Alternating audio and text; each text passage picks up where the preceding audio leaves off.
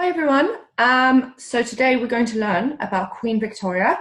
I'm going to go through the presentation with you and also the questions that I have for you at the end. So pay attention. I'm going to be asking lots of questions. Even though obviously I'm not going to be there while you're watching it, feel free to read with me, read along with me, and I will leave pauses. I will ask questions and leave pauses for you to answer and then give you the answer. So join in as much as you can. It's going to be fun. So Queen Victoria was such an important queen and such a famous queen that there are so many places all over the world that are named after her. How many places can you think of that you've been to that have been named after her, so have the word Victoria in their name? Just thinking about London, I can think of, what's that place near the Science Museum? What's that called? The Queen Victoria, the Victorian Albert Museum, that was obviously named after them. There's a load of Victoria parks.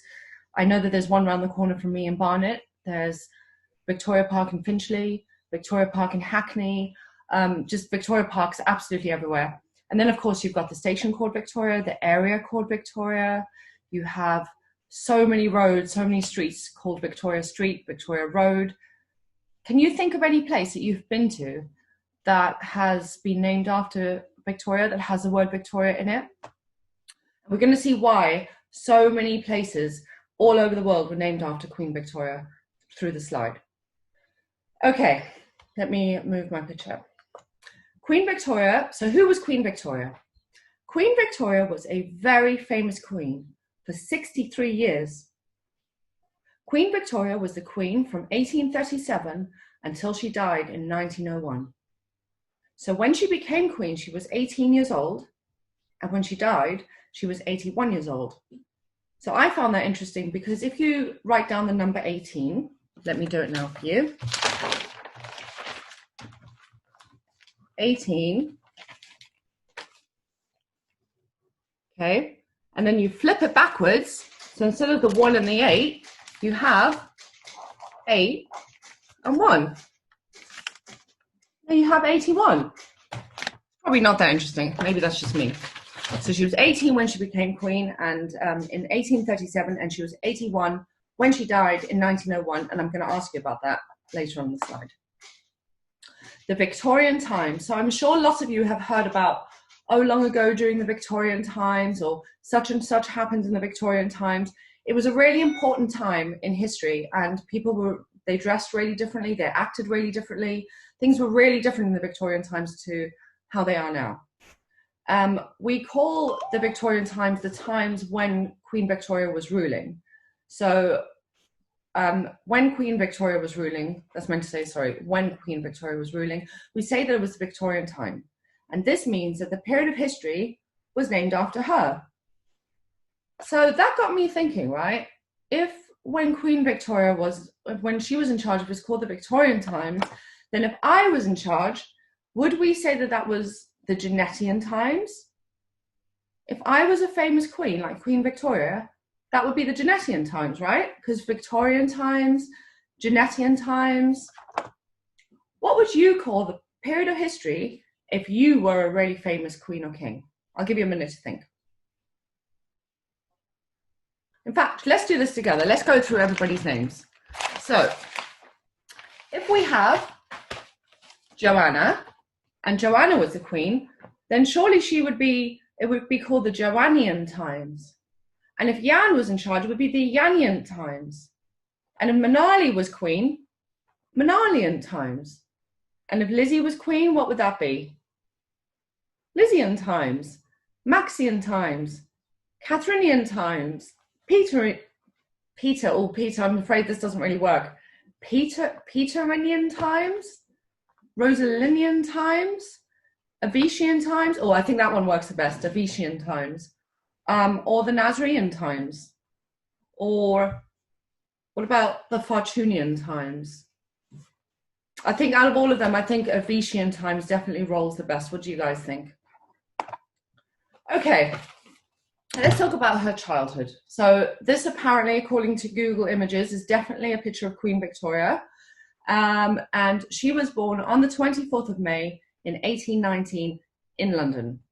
So 1819, we're talking, that's over 200 years ago if we're in 2020.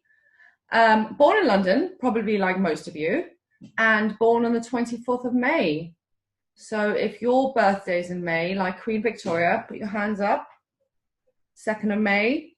Avisha, I hope your hands are up. Avisha's born in May. Don't think anyone else is born in May in our class.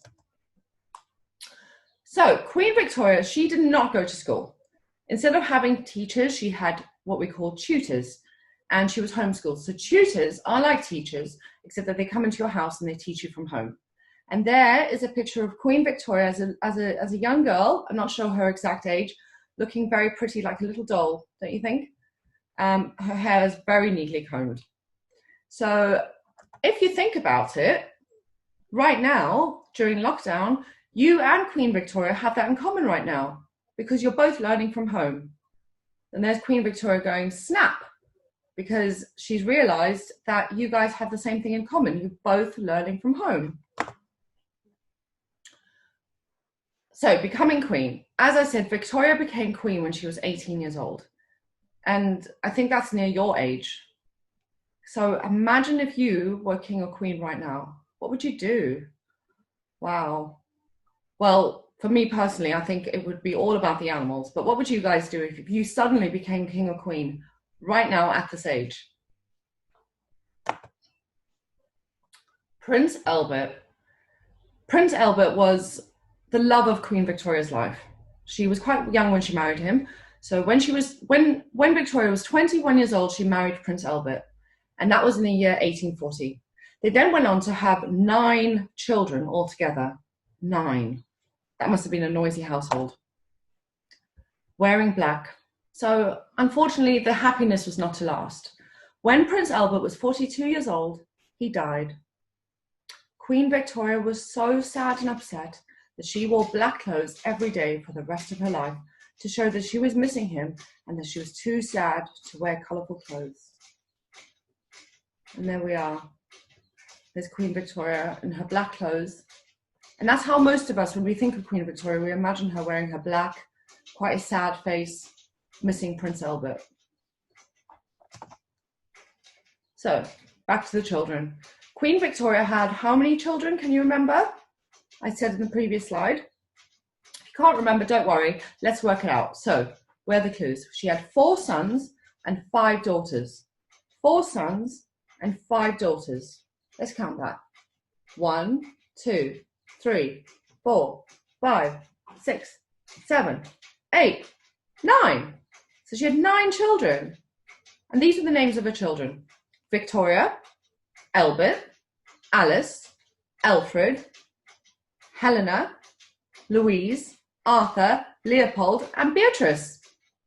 So you might be wondering, why do they call their children the same names as theirs? Could they not think of anything more original? But in those days, in the Victorian times, it was very common, especially amongst royal family, to name your first children after the mum or the dad.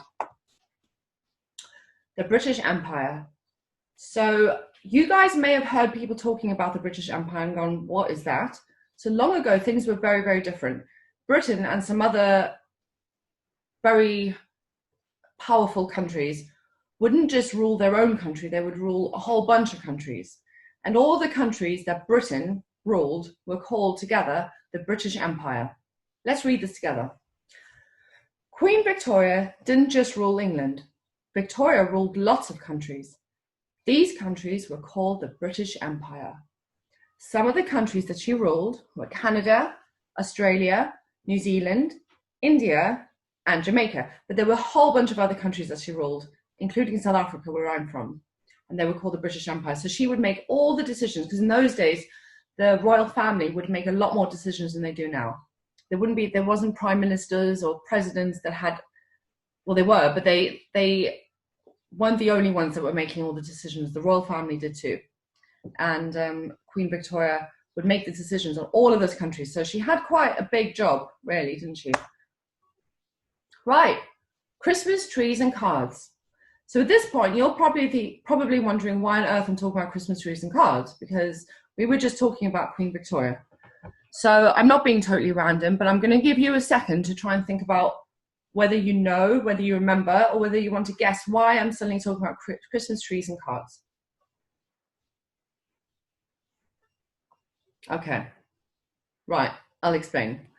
So, Prince Albert, remember Queen Victoria's love of her life, and her husband was from Germany, so he was German.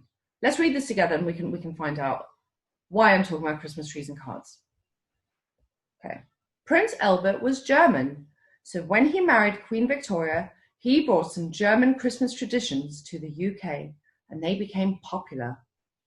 So does popular mean that you like them a lot, or that lots of people don't like it? So lots of people do like, or lots of people don't like. That's right. Popular means lots of people do like. So when he brought them over, when he came over and he said, you know what, Queen Victoria, back in my country, we do things like we put up a tree and we decorate it and we make cards for each other. Let's give that a go. So we brought it over. They started doing that. They put up their Christmas tree. They sent cards. And people just thought it was the best idea. And it became really, really popular. Let's read on. The German Christmas traditions he brought to the UK include Christmas trees and Christmas cards. Before Prince Albert married Victoria, nobody in the UK sent cards or decorated Christmas trees. Can you imagine Christmas without a Christmas tree, with no cards? That would be really, really weird, wouldn't it? So this Christmas, maybe you'll remember, maybe when we're putting up the Christmas tree in the classroom or at home, and we're making cards for everybody, just remember, we can thank Prince Albert for that, because if it wasn't for him, there'd be no such thing as Christmas trees and cards in the UK. Fun fact, did you know that Queen Victoria, she wasn't very tall at all? In fact, let's read together. Queen Victoria was short. She was about 5 foot tall. So I'm 5'4", and Queen Victoria's 5 foot. So she's probably up to about here. She was sitting down. Her head. She was sitting next to me in this chair. Her head would just be around about here, where my shoulder is. Do you know how old you are? How tall you are, sorry. Are you taller or shorter than Queen Victoria? Maybe after this presentation, you can ask your parents or carers how tall you are. And if you are more than 5 foot, then you are taller. And if you're less than 5 foot, you are shorter. Right, final slide. Queen Victoria died on the 22nd of January, 1901. She was how old? Do you remember? Let's have a look. Oh, I can't move it.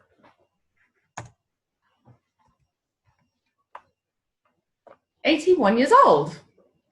So if you said 81, well done, well remembered. And who can remember how old Queen Victoria, how many years Queen Victoria was queen for? Okay, have you guessed? Are you ready? 63. She was queen for 63 years. And there Queen Victoria is in her older years with the white hair, still wearing black, still sad about Prince Albert.